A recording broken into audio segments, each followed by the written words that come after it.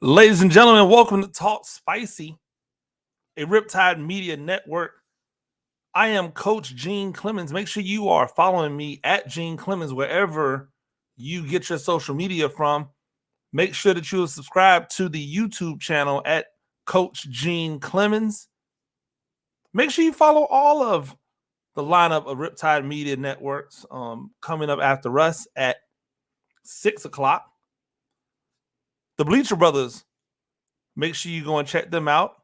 Follow them right behind me. I might get into the comments today and start blah, blah, blah, blah, blah, blah. You never know. It was a great weekend for sports. That's what I'll start with. It was a great weekend for sports. And news flash, if you're looking for guests, if you're looking for people to come along, in this one, I am solo riding today, and I like it because I've got a lot to talk about. And sometimes when you've got a lot to talk about, guests just get in the way, right? Like, I don't ever want to have a guest on and feel like I have dominated the conversation. And sometimes, if we're being transparent, sometimes I feel that way. Sometimes I feel like I really need to just shut up. But it's hard because, like, I came to talk. Like, that's what I do this for. I do this because I enjoy talking to you guys. So if I'm not doing that, it's almost as if I'm not being, true to who I am, and giving you guys what it is you expect when you tune in or when you click on Twitter and decide that you're going to keep it there, or X or whatever you want to call it. Like, when you decide that you want to keep it on the thing with my face on it talking, I want to give you what it is you're looking for. If you're joining me on YouTube, I always appreciate it. Although it is weird, right? My Talk Spicy used to get thousands of impressions on YouTube, and then probably about 6 to 8 months ago, all of a sudden, not a lot of impressions on YouTube anymore. And I don't know why, and there's nobody to call, there's no one to talk to, and I don't even worry about it. It's just like, you know what? They're probably playing some games around there. If I did this or signed up for that or verified this other thing, it might come back, but I'm not going to concern myself with that. I'm just going to continue to put out hopefully really quality content that you want to listen to, and everything will take care of itself from there. But shout out to all the people that are joining me from YouTube. I'm sorry, from Facebook. And then shout out obviously the YouTube community, because I really appreciate you guys all the time. So a couple things happen over the weekend, right? A lot of things happen over the weekend. And the first thing I want to get into is this idea of blame. Right? I want to get into this idea of blame. We blame all the time. We are professional blamers. We are great at blaming people. And many times we blame without doing any looking in the mirror, without really considering the source of the blame, right? I'm very critical. I can be very critical. But the one thing that I've tried to do more as I get older is I've tried to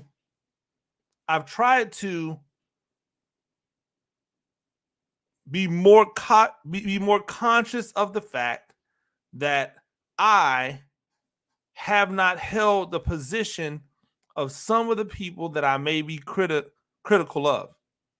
And if I have held the position of some of the people that I'm being critical of, I'm well aware of how good I was at it, right? I'm well aware of how good I was at it. So that's when I look at the landscape of blame, around the country, I look at the landscape blame in sports, especially, and I go, not a lot of people willing to just accept their responsibility and the blame. So then it is incumbent upon someone who's a third party looking from the outside to kind of give both sides. That brings me back to this Cormani McClain situation at Colorado. As everyone knows by now, if you are a college football fan, if you're a high school football fan, if you're a recruiting type of person, you know that Cormani McClain was a 5-star athlete, coming out of Lakeland, and he committed to Colorado. It seemed like a match made in heaven. And it seemed like a match made in heaven because Cormani McClain, this ultra talented defensive back, was going to Coach Prime, who's better at mentoring defensive backs than Coach Prime. And we already had the example of like what you could do in the form of Travis Hunter, right? Travis Hunter is the example of, hey, Coach Prime can take an elite level athlete, give them the latitude to be them, but put them in positions to be successful and head towards the professional ranks. So the blueprint was already there. It is a win-win for both Cormani McClain and for Coach Prime and his Colorado program. You get another, Travis Hunter that is going to be there with Travis Hunter for 2 seasons. When Travis Hunter leaves after his junior year, you've got Cormani McClain there for 1 more year, and hopefully by that time you've brought in another Travis Hunter or Cormani McClain, right? But in their first year, Cormani McClain didn't see the field very much. And when he did see the field, it was some interesting returns. Sometimes he played well, sometimes not so much. We know the famous speech of Coach Prime where he said he has to work harder, he has to be accountable, he has to blah, blah, blah, blah, blah. We didn't really hear much from Cormani McClain. And that is to his credit. During his freshman season, we didn't hear much from him, right? I read that as, hey, he understands that this criticism is warranted, that this criticism is disappointment because someone expected him to do more than what he's doing. And his response to that was to get in the lab and work harder. That's my assumption. I assumed that.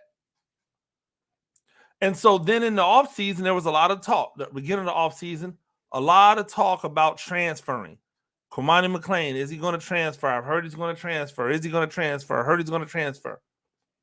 And so we're sitting back waiting for him to make a decision. He's not saying much, but we're starting to see things where it looks like he's working. But I'm looking at it from a completely unbiased view. I don't know Coach Prime. I'm not emotionally invested in Coach Prime and his success at Colorado. I would like to see him have success at Colorado because, right? Look around. Ain't a lot of us out here. I don't have anything invested in Cormani McClain. I want the best for all young black men who are out here trying to get it in the mud and then reach a level of athletic stardom that you don't see many people reach.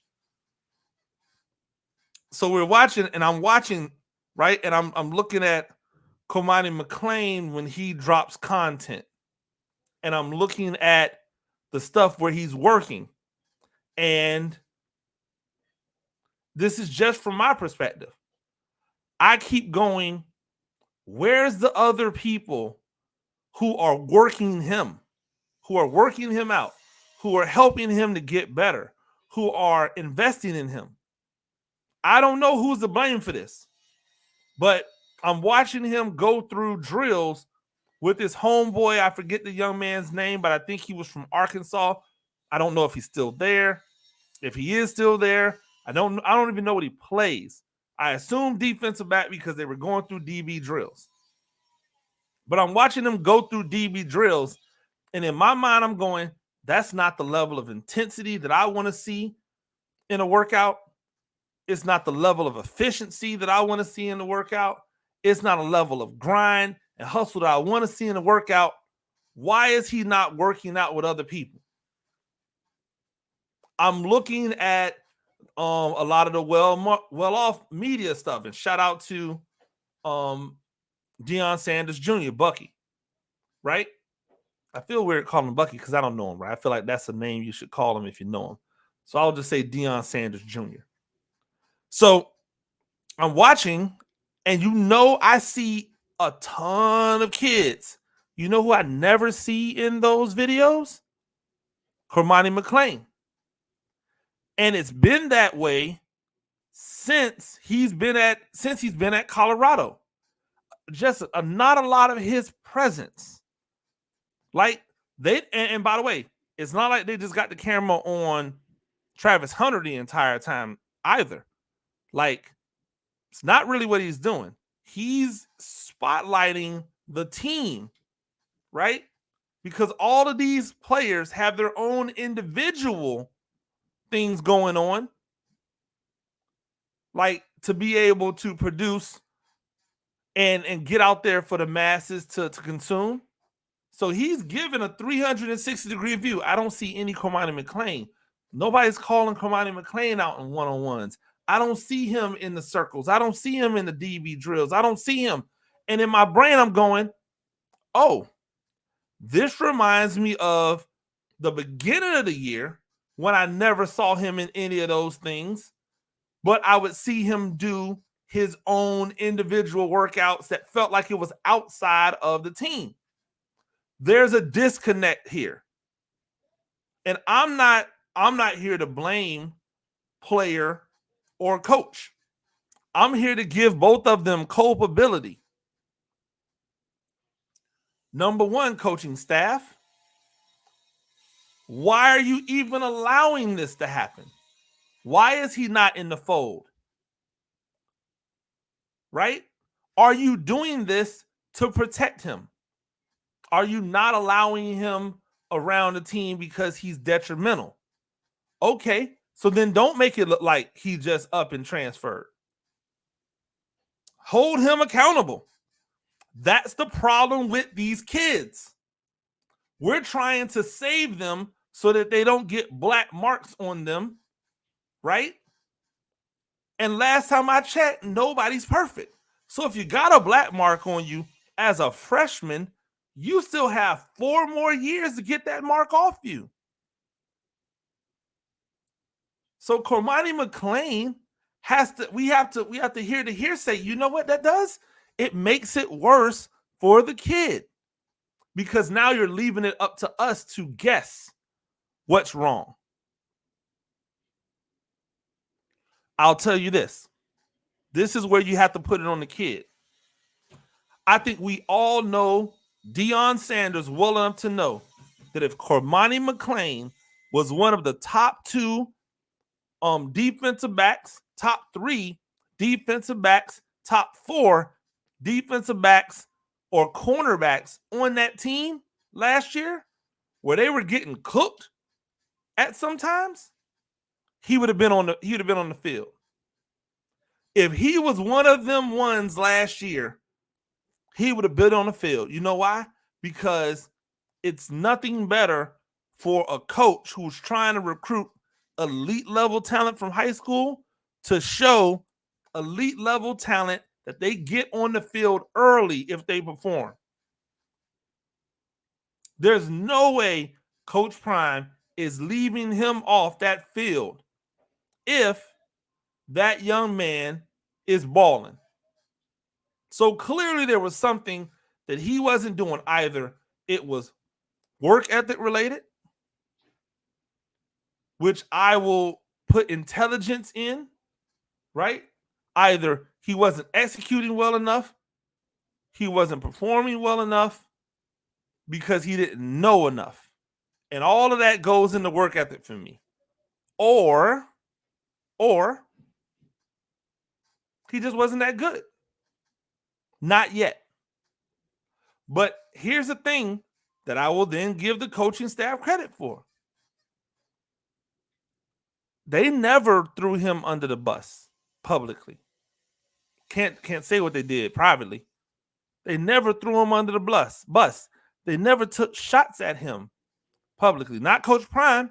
In fact, when Coach Prime had to answer questions about him going into the portal, he said, I want the best for the young man. I hope he finds everything. I hope he reaches the level that we believe or that he can reach, like the highest level. I want nothing but the best. And guess what? We have no reason to deny that that is what he really feels. I also can tell you that he ain't feeling no type of way about Cormani McClain leaving. You know why? Because Cormani McClain was not a factor on the field. How can I be mad about losing something that I wasn't counting on? So now Cormani McClain goes out and says some things. Now he's not attached to Colorado anymore. And notice that of the people who talk bad about Colorado, it's all of the people who decide on their own to transfer. Supposedly, right? On their own, they decided to transfer. Yo, why you mad at Colorado if you ain't want to be there? So he immediately takes shots. He says, I don't want to play for clicks. Now, here's the problem with that statement.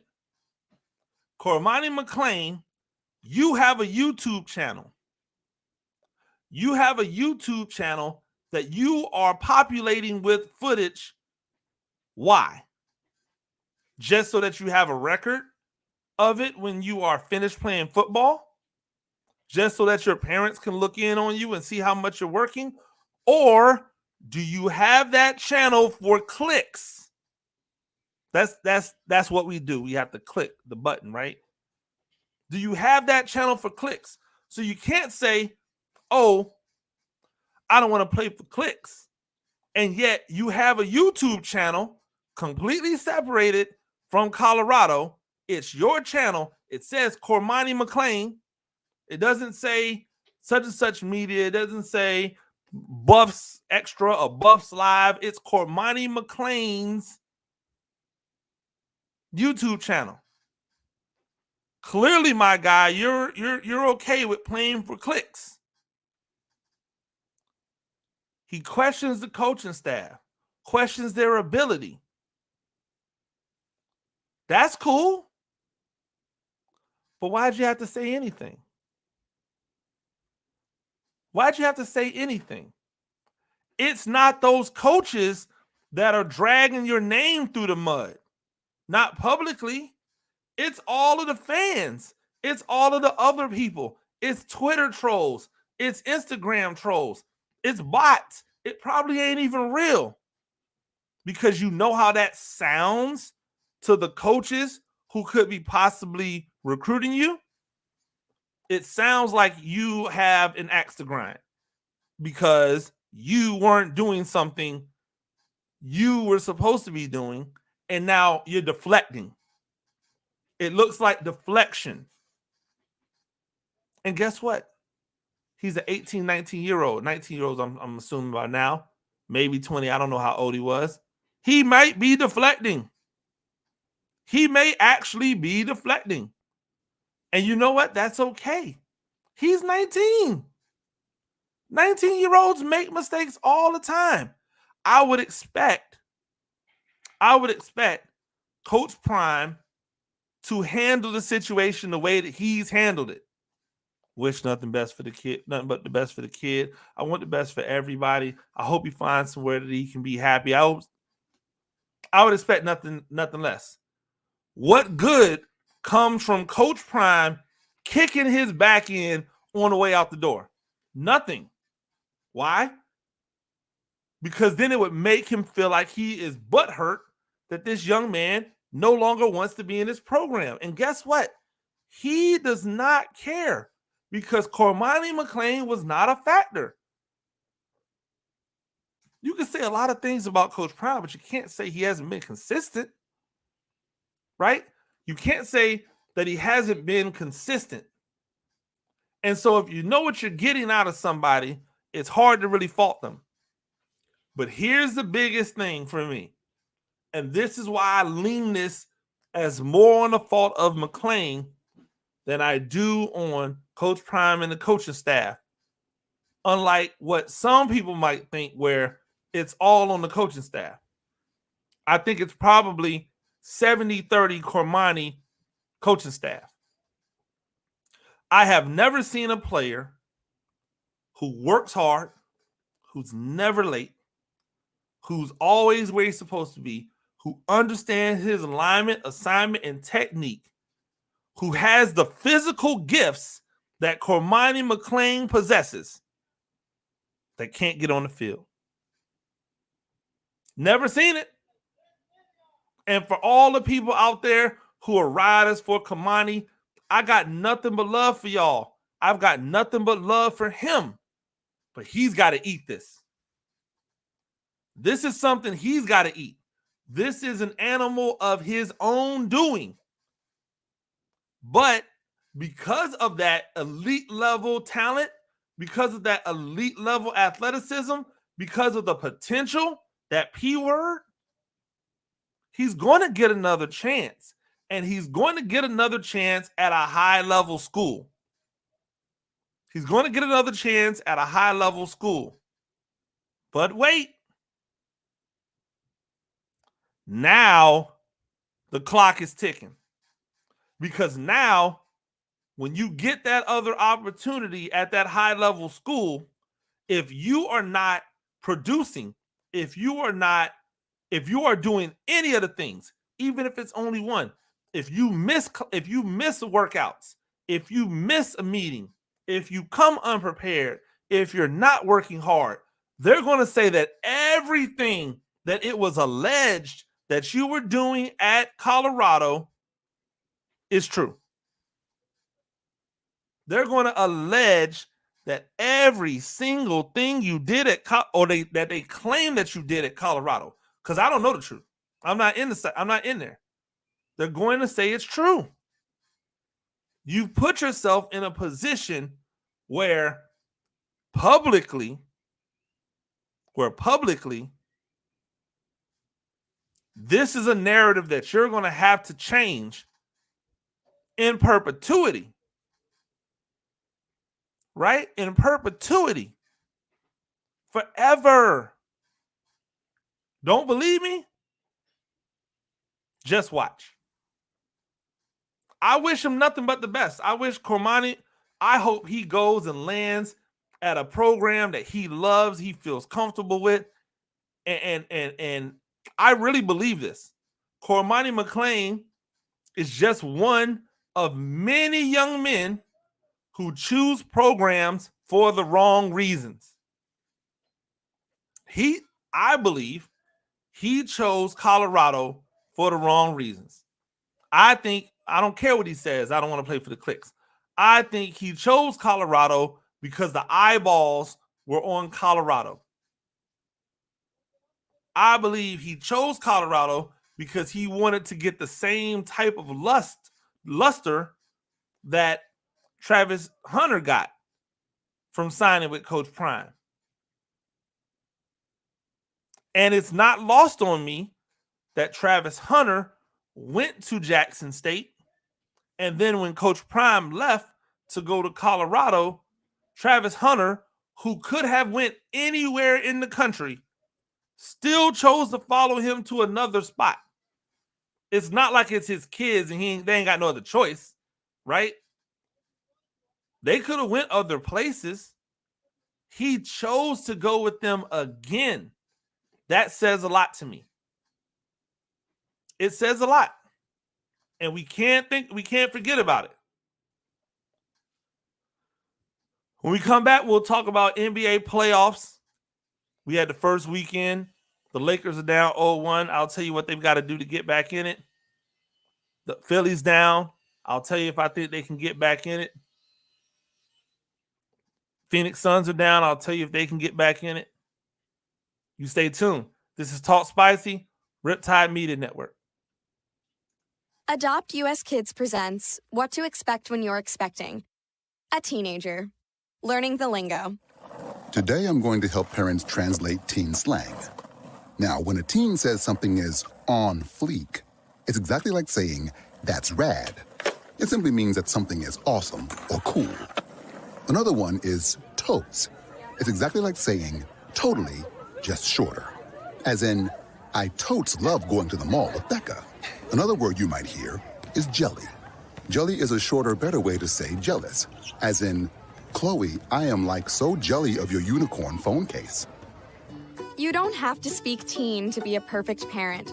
Thousands of teens in foster care will think you're, rad just the same. To learn more, visit adoptuskids.org. A public service announcement brought to you by the U.S. Department of Health and Human Services, Adopt U.S. Kids, and the Ad Council. This is the story of a very special woman. In a matter of seconds, she turned herself into a great mathematician or an entrepreneur. Her knowledge was limitless and still is. She could also make monsters disappear, especially those that lurked in the shadows under the bed. Once, this woman put back together a teenage girl's broken heart, which had been shattered in 1,000 pieces, just by giving her a bear hug. She masqueraded as a regular person at work, but as a superhero at home. Everyone knows her as Gabriella. I still call her Mom. Your hero needs you now, and AARP is here to help.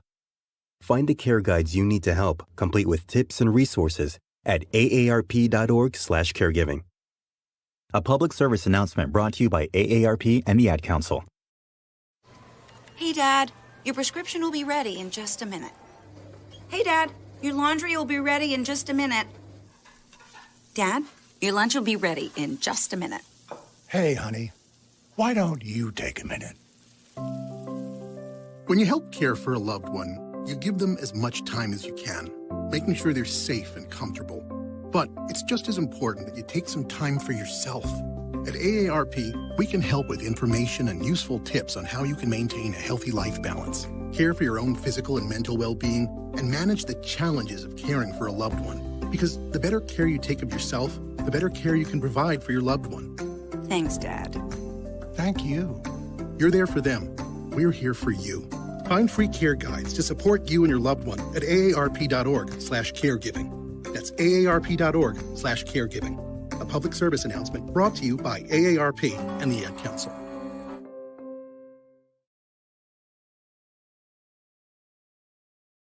See, I'm Coach Gene Clemens, Riptide Media Networks. Make sure that you go out and you download that Sports Radio 102.9 The Game app. You can catch all of the Riptide Media Networks lineup on the app. That's Sports Radio 102.9 The Game. Check that out. Make sure that you're following. Make sure you're archiving. Make sure you set the alarms so you know when it's 4 o'clock and it's time to turn it up with your boy. You know, this weekend, the NBA turned it up. There's been a lot of talk about women's basketball. There's been a lot of talk about the WNBA, but I got to put that stuff to the side because the NBA is officially like into the time of year that I really, really love, which is NBA playoffs. Like, it's no diss against anyone else's playoffs, but the NBA playoffs for me is just so great because it's night after night after night, right? The NFL playoffs is great because there's high drama, but you got to wait. Same with the college football playoff. You got to wait. With the NBA playoffs, it's like night after night after night after night after night. Even when you get down to the NBA finals, you got a game, then a day off, then a game, then maybe 2 days off, then a game, then a day off, and a game. Like it's just enough time in between to start missing it, and boom, right back on it. But right now, the first round of the NBA playoffs, it's game after game after game after game after game. It's like what I love about the first weekend of the NCAA tournament, just game after game after game after game after game. And so we saw the first round of games this weekend, and it was great. It was great. Outside of the Lakers losing, I'll get to that though. Today we've got game twos. We got game twos for 2 of the games. Sorry, 3 of the games. The Magic and the Cavaliers, the 76ers and the Knicks, and my Lakers and the Nuggets. I want to go through each one of the games because I don't want to be disrespectful to the Magic or the Cavs, but I'd be lying if I told you that anyone cared about this series. Outside of those 2 markets, outside of those 2, teams, it's just so many marquee matchups going on right now that people are not, they're not here for the Magic and Cleveland. But I'll tell you what you should be here for. There's a lot of young talent on both of these teams. Starting with Paolo Banchero. I don't know what many of y'all thought he was going to be when he first showed up, but he's legit. He's legit. Right? 24/7 and 5. Like, that's legit. Now, here's the problem with Banchero. 9 turnovers. And that's the reason they lost that game. Your star player cannot turn the ball over 9 times. You can't get 5 assists and turn the ball over almost double the amount of times. We also got to ask ourselves, like, why is Jalen Suggs not commanding this ball more? Right? I don't care about his field goal percentage. Why is he not commanding this ball more? This is a very heavy minutes dominated by the starters type of team. And they play a big lineup, right? Banchero essentially is playing small forward, right? So, which, again, I'm not here to tell these coaches how to play. I just don't know in this NBA if I need a center, a power forward, and a small forward like Banchero, right? I might skew a little bit smaller than that, but I can't argue. They have a lot of guards that I really like. I like Suggs. I like Cole Anthony. I like Markelle Fultz. I think it's criminal that he had to go to Philly and let them ruin him, all for the name of draft picks. But Cleveland was able to pull the win out because they were just a skosh less reckless with turning the ball over, right? They were just a skosh bit less reckless with turning the ball over. And that's not saying that they turned the ball over less, because they had 5 more turnovers, but they spaced the turnovers out, right? Like, y'all know what Donovan Mitchell's going to do in the playoffs. He's putting up shots. And he's getting buckets. 11 for 21. You can't be mad at that at all, right? Anytime you shoot over 50% and you're a guard, you can't be mad at that. Getting some good production from the bigs, and I think that Cleveland did a good job of putting a lineup out that kind of mirrored the type of lineup that the Magic had out, except for Donovan Mitchell and Darius Garland. They're him, right? They're him. I think they come off the bench with more veterans, like guys who've been around. So it's a lot of talent out here in this Cavaliers Magic game. And after one game, I still don't know. I don't know. But that's how the night gets kicked off at 7 o'clock. I'm gonna tell you, quite honestly, I will not be around to watch that game. I am going to watch a special screening of Challengers, and I am efforting to have my guy Keith Napier, aka Klep of Klep CX of Critics. We Are Critics on tomorrow to break down this movie like hardcore. I'm so excited about watching this movie starring Zendaya. If you don't know, Zendaya is my favorite young star out there. And I am really looking at her coming into her own in Hollywood and garnering these roles that are going to put her in the same talk as some of these other younger Hollywood starlets. And so I'm really looking forward to it. I digress. Philadelphia and the Knicks.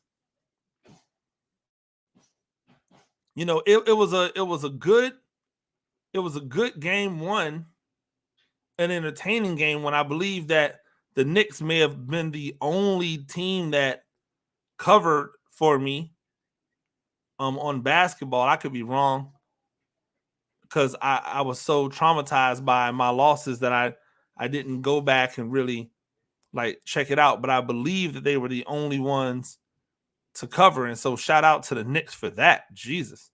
But 111-104 was game one. I think that the difference in the game is that Jalen Brunson, right? For as good as Joel Embiid is, for as good as hear me on this, for as good as Joel Embiid is, he just doesn't have an ability to take it to another level. Like, he is who he is. And it's not a knock on him if you have a team around him that can take it to another level. But he is who he is.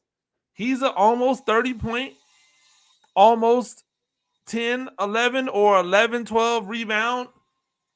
That's his jam. That's what he's going to give you. Don't ask me why Joel Embiid is taking 8 3-pointers in a game. I don't know. I have no earthly idea why Joel Embiid feels that he needs to take 8 3-pointers in a game. He scored 29 and 6 of them were off 3-pointers. He was 8 for 22 from the field. If you take the 3-pointers away, just take away the 8 attempts. If you take away the 8 attempts, he was 8 for 14. And I'm sorry, but I'll take an 8 for 14 for 23 points over an 8 for 22 for 29 points. You know what I would love to see him do with those other 8 shots? Get his ass to the basket. If he goes to the basket, or if he is taking shots around the basket at an 8 for 14 clip, right? 8 for 14. That means he missed 6 shots, right? And he takes another 8 shots, but close to the basket. I believe he, I believe he hits 6, 7. I believe he gets fouled, which is more important to me, right? Because he was 11 for 12 from the free throw line. Keep going. You're not getting fouled at the 3-point line, dude. You're not getting fouled at the 3-point line. But he did his thing, right? Tyrese Maxey, 33 points. That's great. Kyle Lowry, 18 points, right? Kyle Lowry, who everyone said was dead because of how the Heat culture somehow has come back to life in Philly.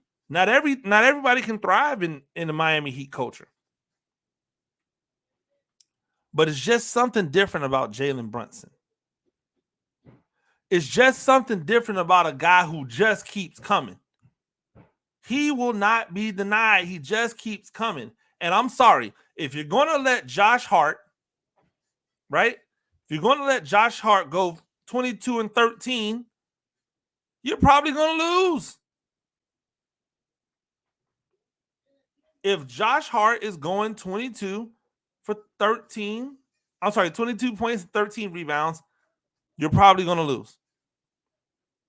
There it is. That's the thing. There it is. It's right there. Black and white for you to see. Like, he is doing the thing that you thought you were going to get, right? That you thought you were going to get out of your other stars, but they're not here anymore.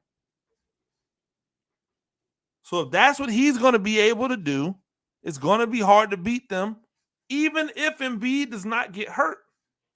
But we can't rely on Embiid not getting hurt, because he always gets hurt. And he doesn't seem to have the ability, how could you when you're that big, right, to play through some of those injuries. I think it's easier for these smaller guys to play through injuries than it is the big guys. Why? There's just less weight on the injury. There's less weight on the injury. I think it's that simple. I hate to like simplify it to something like that, but it feels like it's just that simple. So do I feel good about Philadelphia going into this game tonight? No. Do I think they can win it? Yeah. But we got to talk about it, Knicks fans. You got to be better. Knicks fans are probably some of the most like cultivated understanders of basketball there are in all of the fandom. Why are you guys outside acting like you won a Super Bowl or acting like you won the Larry O'Brien after one game? After one game, you're outside acting like you won the chip. Really? That's what you're doing? Like, that's what you're doing. That's what you're about now. Like, if we're being honest, that cannot be what you are about as a fan base. As a fan base, you have to be better than that. You have to understand. That, oh, that's game one. We got to get 3 more of these. If you know that, you're not outside screaming like F Trae Young or whatever you guys. It makes no sense. You people gotta stop it. Don't tell me, oh, why not? They should celebrate. Blah, blah, blah, blah, blah. That's what y'all always do. And then when it blows up in your face, you say, yeah, but you want to blame people now. Don't blame anybody. Just wait. Keep playing hard. Keep going hard and just wait. That's all you got to do. The last game tonight will be the Lakers and the Denver Nuggets, and I will be locked in and watching that. You can put it on the board. Yeah. I will be watching. And that is tonight on TNT or True TV or whatever other thingy things or whatever you get that from. I don't know. I can't keep track of these things anymore. I don't understand why you don't have a game on ABC every night or CBS or wherever it's at, NBC, wherever the games are at, that's where you should have them. The Lakers came out in the first quarter and had me excited, but I knew that there was a run coming, right? And the run came in the second quarter. The problem is the run never stopped. The problem is the run never stopped. if we're looking at the way in which the game unfolded, like after the first quarter, the game was over. Like I don't understand, because people always just go directly to LeBron James. Oh, LeBron James has to play better. Oh, LeBron James has to do this. LeBron James has to do that. Like, oh, well, you can't give LeBron James a pass for being old, but then applaud him when he does really, really well. Why can't I?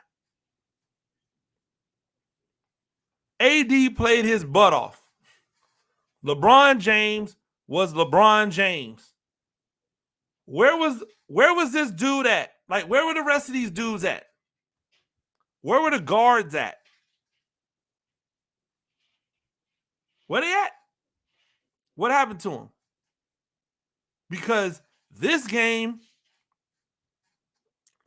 comes down to two things for me, right? Comes down to two things for me. D'Angelo Russell going 6 for 20 and 1 for 9 from the three-point line, right? And Austin Reeves only taking 9 shots, because in the second half, he looked absolutely terrified to shoot. He looked like he wanted no parts of shooting. Yo, Austin Reeves, guess what, my guy? If you're not shooting, you are worthless to the team. If you are passing up wide open shots, you are worthless to the team. If you're not going to be aggressive, then you are worthless to the team. People were bagging on LeBron James. This man had 27 points, 8 assists, 6 rebounds. You know what they should have been mad at him for? Maybe they were. 7 turnovers. But you know why he had 7 turnovers? Because in times where he should have been stealing a little bit of a rest, in times where he should have been able to relax a little bit, in times where he should have been able to get his bearings back, you know what he was doing? Watching Austin Reeves hot potato the ball right back to him. That's it. That's what he was doing. AD, 32, 14, 5, and 4 blocks. And you waste that performance. You know Denver's going to come. You know Denver is going to continue to come, right? Here's what you can't have. You can't have you can't have Jokic go for 32 points and still give up 22 to Jamal Murray and still give up 19 to Michael Porter Jr. and still give up double digits to Gordon and Kentavious Caldwell-Pope. Where is the defense? If you're saying we can't stop Jokic, okay, then don't stop him. Make him score 80. Make him score 70. See if he can do it. I don't think he can. I don't think he can. Not if you just guard him hard. He's going to get his. He's not going to go for 60. But we can't have Michael Porter Jr. out here getting 19. And then you can't have all 5 starters in double digits. You can't have all 5 starters in double digits. You can't have Aaron Gordon, who is somebody who is a liability as a shot maker. You can't have him with 7 assists. You know what that means? That means you didn't make him into a scorer. You didn't make him into the primary scorer. Because if you make him into the primary scorer, right, he doesn't get assists. And I'm assuming that Aaron Gordon's assists are to people who are getting easy and or wide open shots. That's not a recipe to be successful. I'm sorry. I'm not sorry. The Lakers have every opportunity to win this series. And I'm not just saying that because I'm a Lakers fan, although I realize that I might be saying it because I'm a Lakers fan. But in my basketball, in my expert basketball opinion, I believe the Lakers have a chance of winning this series. But there's somebody, Austin Reeves, if you're not going to be a scorer, then you got to play better defense, or we got to get you off the court.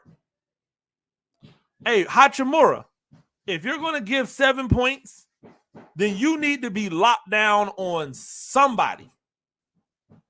Anthony Davis, you have to do this every single night. You got to play 44 minutes. You got to score 30 plus points. You got to get 15 rebounds. You got to block 5 shots. You got to make 5 assists. LeBron James, you can't get passive in the fourth quarter. You got to dig down, find something, and when you come back in, you need to be attack mode. And D'Angelo Russell, your ass can't go 1 for 9. Sorry. Your only worth to this team when they decided to not trade you was that you were going to go out there and get buckets. Well, guess what, my guy? It's bucket getting time. If you notice that I've gotten a little bit more animated, it's because that's my squad. So I apologize if I was yelling in your ears, if you felt as if my tone was a little bit high strung. I apologize. But it was. It really was. I don't understand why you guys don't play with the severity that is necessary. Like when you are up by 12 points, you gotta go up by 20. Hey, Darvin Ham, if they hit 2 shots in a row, you gotta burn a timeout. I don't care. What we saving them for? If they hit 2 in a row, you gotta burn a timeout. I'm gonna save the other games for tomorrow because, like, it's just a lot, right? It's a lot going on. And when you think about it from the standpoint of, you know, the basketball games, there's 3 games tomorrow.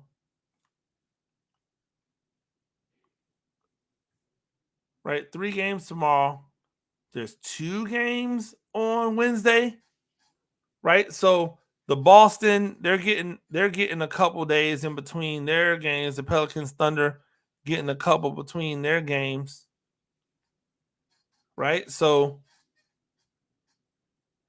I think it's going to be interesting. It's going to be fun. But I'll save the Tuesday slate of games to talk about their game ones.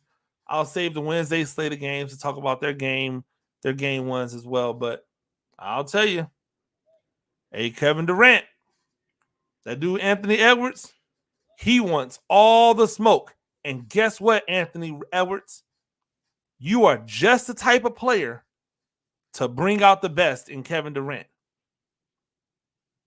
Y'all stay tuned because in the third quarter we'll come back and we'll talk football. Well, no, will we talk football in the third quarter? You know what? Just come on back and see. We'll be back in a little bit. This is Talk Spicy, Riptide Media Networks.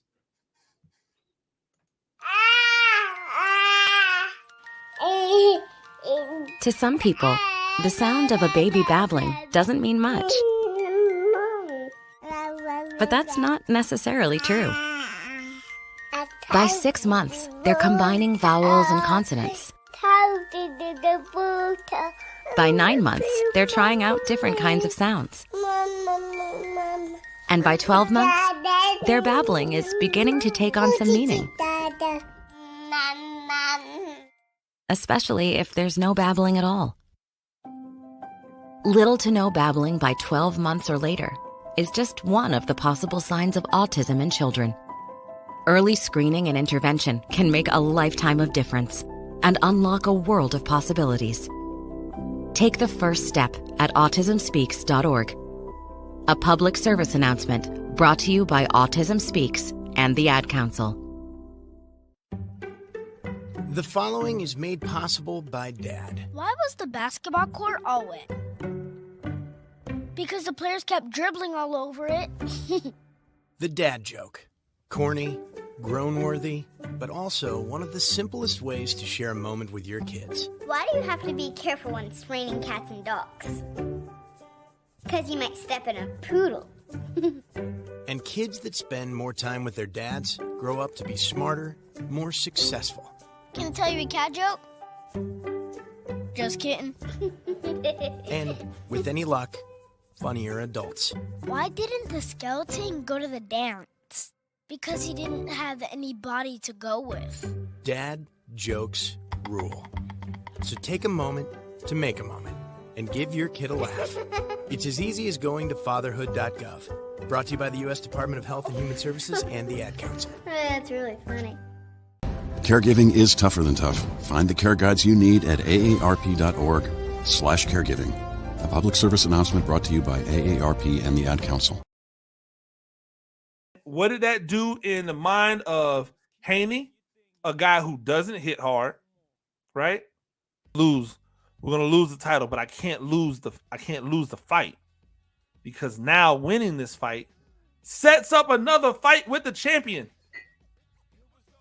Because Haney gets to stay the champion.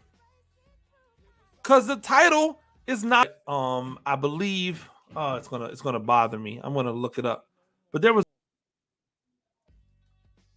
right?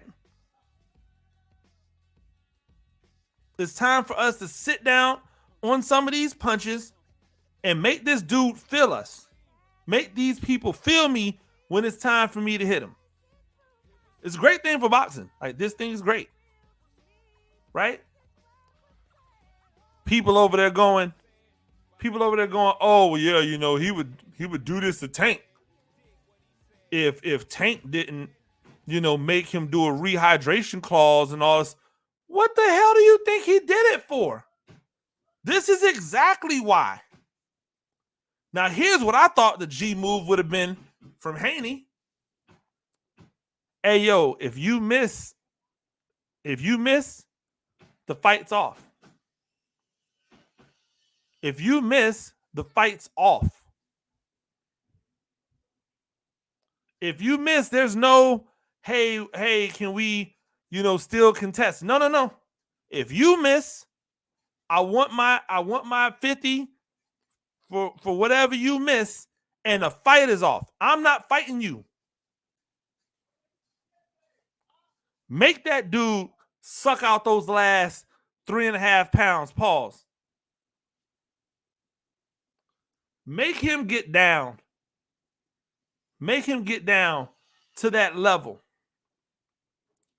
Make him have to suffer through getting down to that level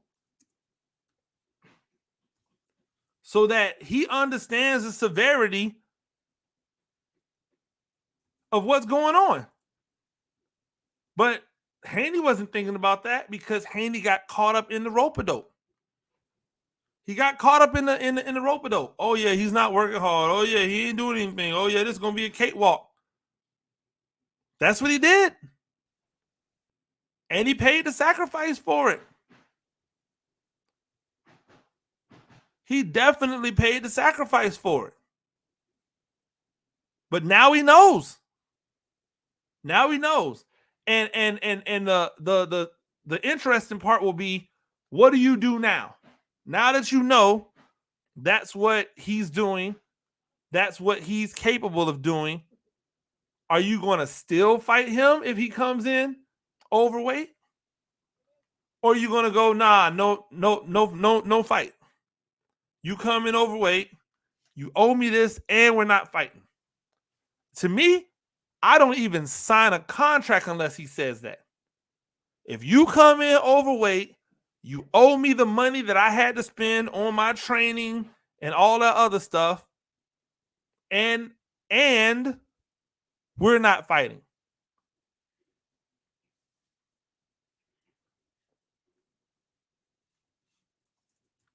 Am I wrong in thinking that would solve the problem? But don't give me this whole, he'll do that to Tank. No, he won't. Because Tank's not fighting him, walking around looking like a super middleweight. That dude looked way bigger. Why? Because that's where he should be fighting at. He should probably be fighting at 154. He should be trying to make no 140 or no 147 or no 130, anything. He should probably be fighting at 154 pounds, and don't give me, oh, well, there's so much bigger there. Bro, then put some muscle mass on. Put mass on. Stop trying to make everything be, I'm super itty bitty. Y'all are already small. 154 pounds. That's an undersized defensive back in high school football.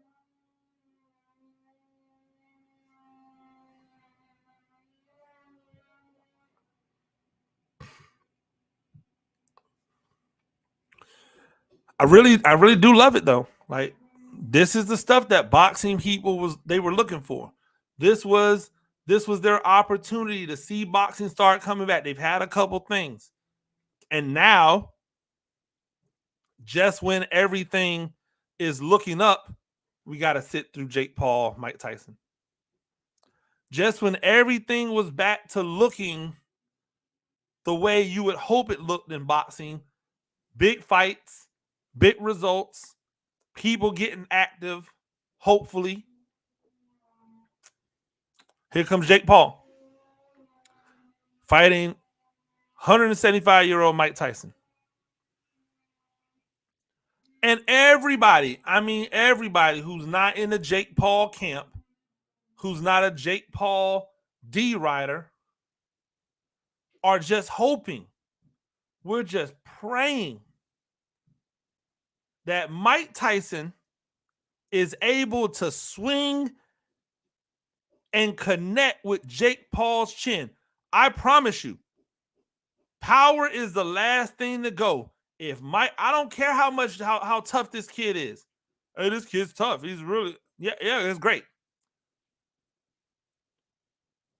If Mike Tyson is able to connect flush with his chin, he's going to sleep. But I don't know how long Mike Tyson's going to be able to last. I don't know how Mike Tyson is going to react to being punched. I don't know what Mike Tyson's chin is like. We've never really known how good Mike Tyson's chin is. And now he's old. He's 175 years old, ladies and gentlemen. He's Joe Louis status now. 185 years old. I don't really want to see Mike Tyson fight. But if he's going to fight, which he is, I really would love to see him knock out Jake Paul. And not because I have anything against Jake Paul, because I don't want to see Mike Tyson get knocked out by Jake Paul. It's nothing against Jake Paul. I just don't want to see Mike Tyson get knocked out by Jake Paul. To me, that does nothing. To me, that doesn't solve anything. To me, that doesn't add to the allure of Jake Paul. It just makes him more annoying. Hey, homeboy, stop fighting all these retired people. But the people who like roll with him, and I believe, and I'm with them in a certain extent, right? They say, well, if he was doing it the traditional way, he would be fighting a bunch of bums that nobody have ever heard of and racking up these wins. Yeah. And you know what happened once he got a few wins? People would go, hey, you need to up the ante. Bro, you've already done this. You fought every retired MMAer, every washed up old boxer, old fighter that you could find. You fought them all. Now it's time to start fighting some real fighters, some real boxers, some guys who are active in the boxing ring and doing some things. But he won't. And why should he? When he's making money hand over fist. Cool. Just don't be mad at me because I'm criticizing it. Don't be mad at me because I don't like it. I have that right the same way that you have that right. But man, I'm hoping Tyson just one left hook, one right hook, one combination. One time where Jake Paul throws a punch, Tyson slips it and comes up and just boom. That's all she wrote for Jake Paul. Hey, in the fourth quarter, we'll come back and we'll talk football because football is king. This is Talk Spicy on the Riptide Media Networks. Right now, our country feels divided, but there's a place where people are coming together. I gotta tell you, I was nervous to talk to someone so different than me. Me too, but I'm glad we are. Love Has No Labels and One Small Step are helping people with different political views, beliefs, and life experiences come together through conversation, and it feels good. Wow, your story is so... Interesting? Yeah. When people actually sit down, talk, and listen to one another, they can break down boundaries and connect as human beings. At lovehasnolabels.com/onesmallstep, you can listen to amazing, life-changing conversations and find simple tools to start a conversation of your own. I know one thing. This conversation gives me hope. It gives me a lot of hope, too. Take a step toward bringing our country and your community together by having the courage to start a conversation at lovehasnolabels.com/onesmallstep. A message from StoryCorps, Love Has No Labels, and the Ad Council. People do some pretty cool things in their 40s and 50s. Why should saving for retirement be any different? I mean, they go back to college, learn new instruments, start skateboarding. Whoa! Okay, maybe that one's not for everybody, but saving for retirement is. With aceyourretirement.org, you can get on track with your retirement savings no matter your age. Just have a 3-minute chat with Avo, the friendly digital retirement coach from AARP. You'll get personalized recommendations based on your input that are easy to understand and work with your lifestyle. It's quick, easy, and free. Plus, it's sponsored by AARP, so you know they got your back. Woo-hoo! Gnarly move, Dad. Thanks, sweetie. So wherever you are in your retirement savings journey, head to aceyourretirement.org and start chatting with Avo today. That's aceyourretirement.org. A message from AARP and the Ad Council. This is the story of a very special woman. In a matter of seconds, she turned herself into a great mathematician or an entrepreneur. Her knowledge was limitless and still is. She could also make monsters disappear, especially those that lurked in the shadows under the bed. Once, this woman put back together a teenage girl's broken heart, which had been shattered in 1,000 pieces, just by giving her a bear hug. She masqueraded as a regular person at work, but as a superhero at home. Everyone knows her as Gabriella. I still call her Mom. Your hero needs you now, and AARP is here to help. Find the care guides you need to help, complete with tips and resources at aarp.org/caregiving. A public service announcement brought to you by AARP and the Ad Council. Back to Talk Spicy, Riptide Media. I am Coach Gene Cummins. Make sure that you are checking us out on the app that is all the rage right now, the 102.9 The Game app. Fourth quarter, so you know, got to talk some football. We have the NFL draft coming up on Thursday, day one. or night one, I should say, of the NFL draft on Thursday, Friday and Saturday, where a lot of these teams will hopefully draft the future of their teams. We know who most likely will be number one pick. It'll probably be Caleb Williams that's going to the Bears, and I still don't agree with it, but it doesn't really make any sense for me to continue to harp on it. But then it gets interesting after that, right? It gets interesting after that because after number one, there's a lot of people that are still looking for quarterbacks. There are a lot of teams that are still in the market for a quarterback, and there are a lot of quarterbacks that are available.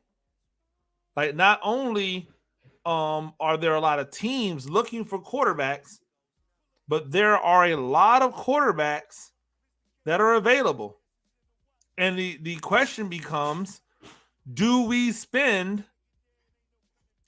these premium picks on quarterbacks when we already have quarterbacks in place, or do we spend these premium picks on premium players to put around the quarterbacks that we have in place to hopefully get them better when we might be punting on a quarterback that is really good?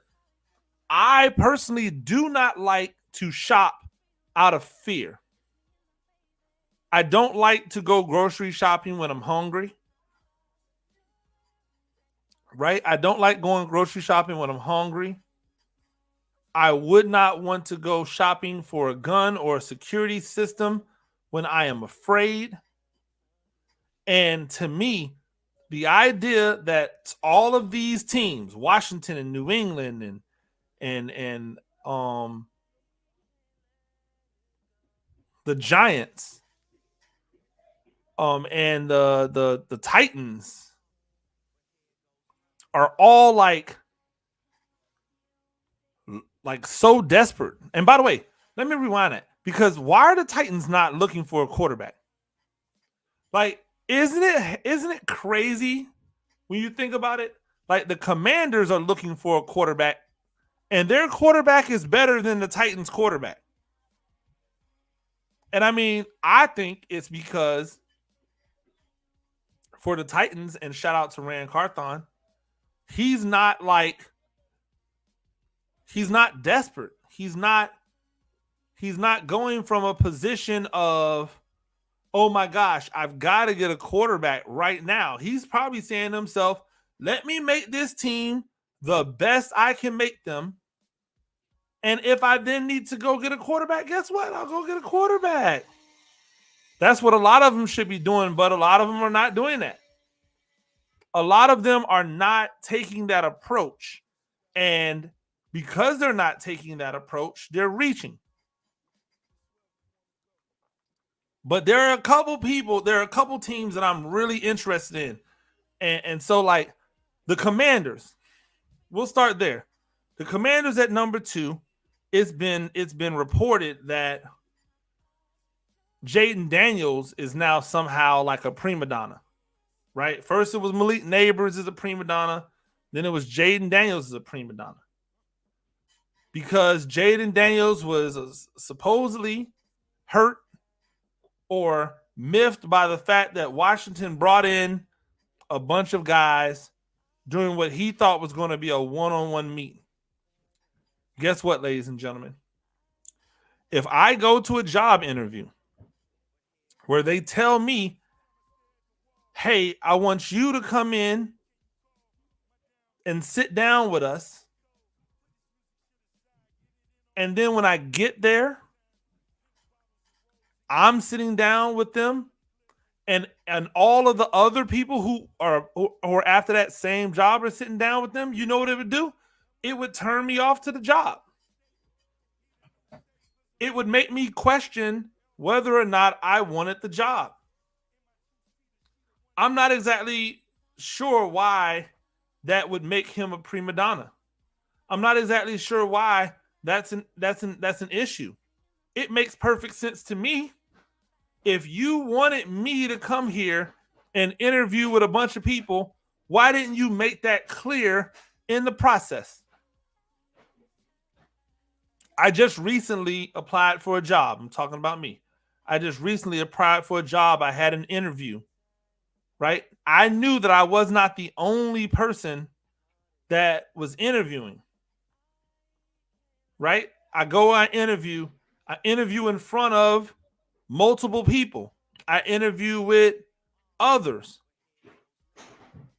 At the end of the interview, they inform me that, hey, there's going to be another interview,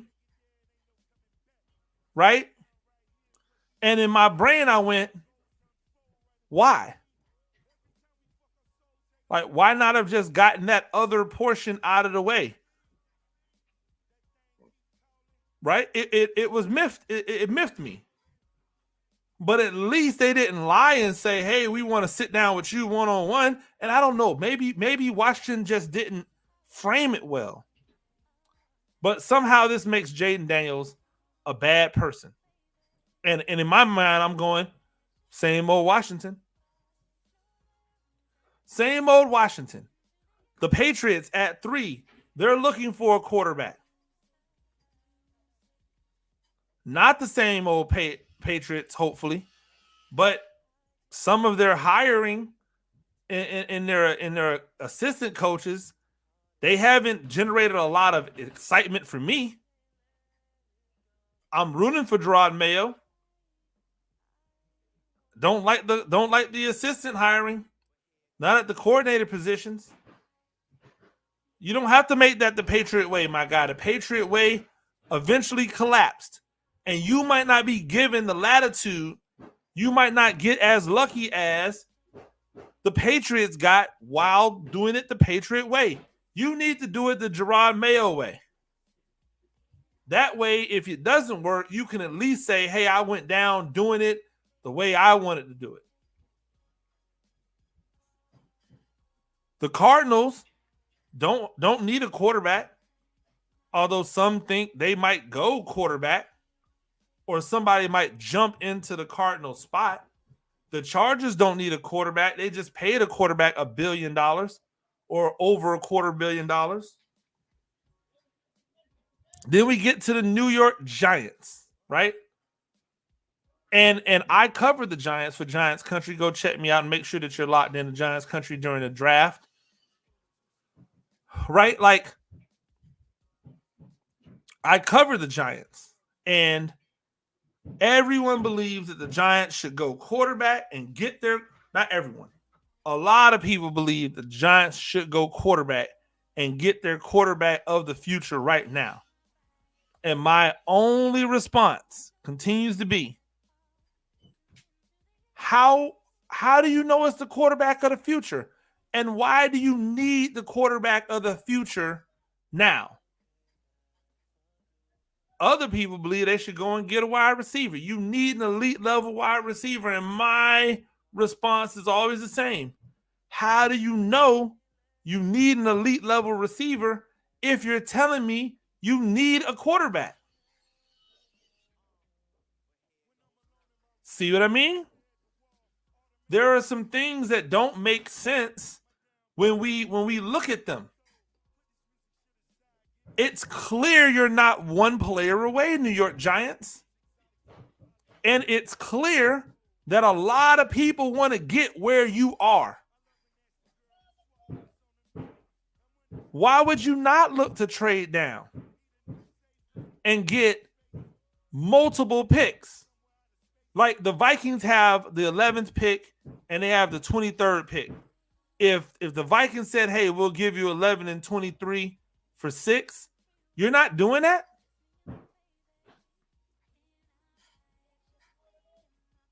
If the Vikings say, hey, we'll give you 11 and 23 for 6, you're not doing that? If somebody comes in the top 15, comes to you and says, hey, give us 6, we'll give you our top 15 pick and a first rounder next year. Or we'll give you our top 15 and a second this year and a second next year. You're not doing that? Like, why? You need help in a lot of places. You've brought in another edge rusher, right? You brought in another edge rusher. So that's not an immediate need because you just paid a lot of money to bring in, and draft capital, by the way, to bring in an edge rusher. You really shouldn't need defensive back help, but you do because you've now let two of the safeties that you drafted and developed into high caliber starters in this league. You've now let both of them walk for free. You got nothing in exchange for them. So, yeah, you need safety help. Yeah, you need cornerback help because you've been drafting a bunch of slot guys to play corner. And now you don't really have anybody on the outside except one guy who you said was the guy, but who did get his fair share of torching as a rookie. So you need DB help. You need offensive line help. Yeah, I know you went out and you bought some cheap offensive linemen, some cheap guys who are decent, but are you going to pass up the opportunity to add another guy who could be a quality offensive lineman, a high-level offensive lineman on your line for the next 10 to 15 years? A right tackle, a guard, an upgraded center? Are you going to pass up a high-quality middle linebacker, a high-quality defensive lineman, another edge? There's many elite level tight end. There's many different ways you can go with this when you need multiple things. I believe, and I've said this, that the Giants need to build the best team they possibly can build. And when the time comes, ask yourself, do we need another quarterback? If you put all of the things around the quarterback to be successful and the quarterback is still not successful, then guess what? You have your answer. You don't have to worry about it anymore. You don't have to think anymore. It's there for you. You see it. You get it. Yo, he's not the guy. And now we've got dudes like Darius Slayton who are sitting out, right? And people are laughing because Darius Slayton might be trying to angle for a new contract, right? But I want you to understand what Darius Slayton sees. He sees all of these wide receivers signing contracts, right? He sees all these wide receivers signing contracts, and he's going, yo, I'm putting up similar numbers.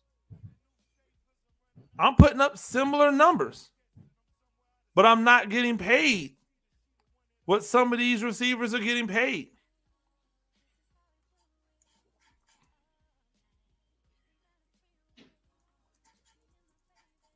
I think he sees that and he goes, yo, why would I not want to get back? Like, why would I not want to get back in here? So I think that when we see these things, we might be going, oh, he's not a number one receiver. So you don't have to be a number one receiver in order to deserve to get paid.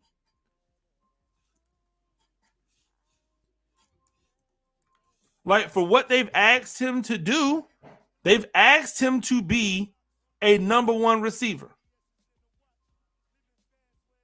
Right? They asked him to be a number one receiver. So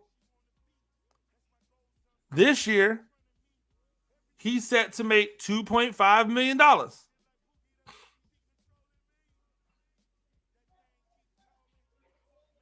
He's 27 years old. He's not old. Right? He is set to make $2.5 million in his base salary. His cap hits $8 million, which means if there's anybody that they should be looking to like restructure and maybe add some more new money on it, but be able to spread it out over a couple years, it's Darius Slayton. He's still young enough.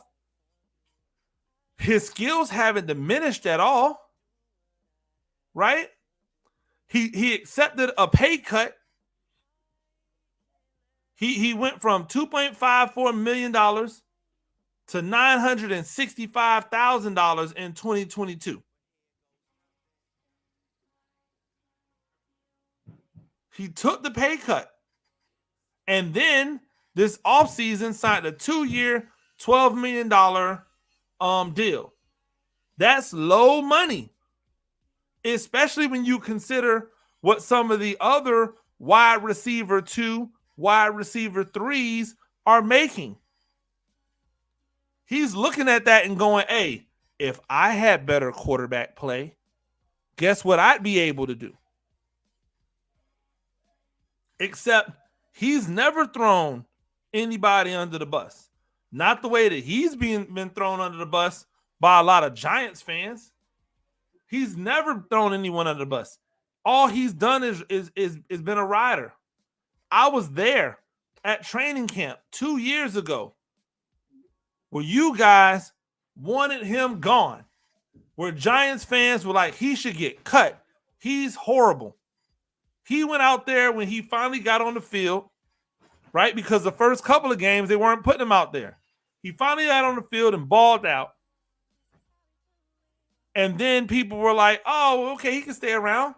So then he gets a new contract. What does he do this year? Amongst all of the injuries, amongst all of the uncertainties at quarterback, he balled out. And when they put in a quarterback who wasn't afraid to consistently test defensive backs downfield, they unlocked a wide receiver 1 potential in Darius Slayton. You guys are telling me that if Darius Slayton was playing for Kansas City right now, that he wouldn't be a 1,200-yard receiver? Oh, well, his drops. Man, go look at the catch percentage of some of your favorite wide receivers. Matter of fact, just go and put in the list of the leading receivers in the NFL, right? Go put that list in. And when you put in a list for the leading receivers in the NFL, I want you to do this, right? Go to their catch percentage. And then I want you to look at what Darius Slayton's catch percentage is from last year. Don't tell me previous years, right now. Because if you said, hey, Darius Slayton had a catching problem, I'm willing to ride with you on it, right? I'm willing to say, okay, you got a point. But here's what I'll also say. He's getting far less targets. Substantially less targets than some of these other guys, and yet still putting up numbers. One of the highest completion percentages, not completion percentages, but one of the highest yards per reception in the NFL, while not garnering over 100 targets. Not even close. You're telling me that if you put Darius Slayton next to Garrett Wilson in New York for the Jets, that he's not a 1,000-yard receiver with a healthy Aaron Rodgers? Are you telling me that if he was to go and replace all of the wide receivers that the Chargers lost, that he couldn't walk into that offense and be a 1,000-yard receiver? You telling me that if he goes to Buffalo, where One thing you won't say about Josh Allen is he's scared to throw the ball deep. You don't always know where it's going, but he ain't afraid to cut it loose. You don't think he's a 1,000-yard receiver in Buffalo? I mean, I'm just asking. Because if we want to acknowledge that the offense has struggled because of inconsistency and injuries in many places, just like I said, Saquon Barkley has to be able to be given that same type of reprieve that y'all have given to Daniel Jones for what he's had to deal with. Slayton has had to deal with all that other stuff, and he's had to deal with Daniel Jones throwing him the ball or not throwing him the ball.